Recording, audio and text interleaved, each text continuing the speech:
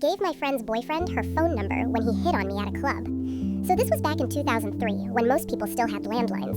My friend Ashley had been dating this guy Brian for about 8 months, and I couldn't stand him. She'd caught him making out with some girl at a party back in March, cried for 2 weeks, then took him back when he showed up with flowers. I'd never met Brian in person, but Ashley's room was covered in photos of him. Every time I went over there, I had to see his face.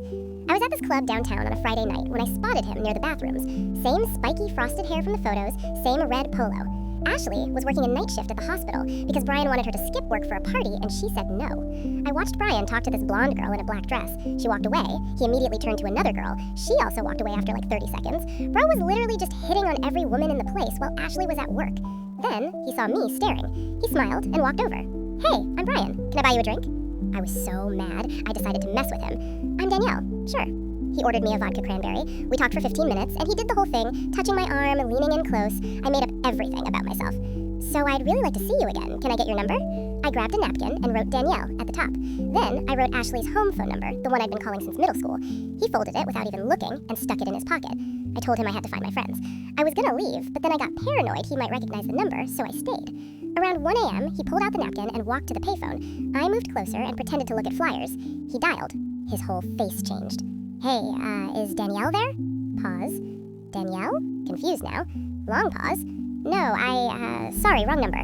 Then quieter, covering the phone. "Babe, I swear I just misdialed. I'm at Kevin's watching the game." My stomach dropped. Ashley had answered. She was home and he was lying to her. "I don't know whose voice you heard. The TV's on."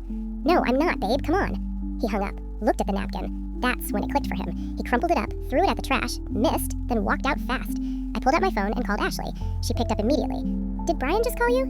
"Yeah, how did you know?" "Where are you?" "I'm downtown." "Don't let him lie to you. He's not at Kevin's house." "I know, I heard the music. I'm getting in my car right now."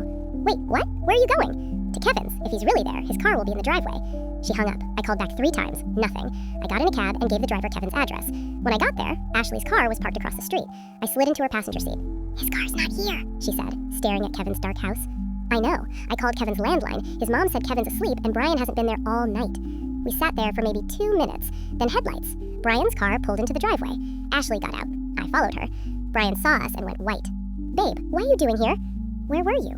"I told you I was at Kevin's. I just went to get food." "Kevin's mom said you weren't here." He just froze. "You called my phone at 1 in the morning asking for Danielle from a club. Then you lied." "I can explain." "We're done. I want my stuff back tomorrow." She got back in her car. I got in too. Brian just stood there in the driveway as we left.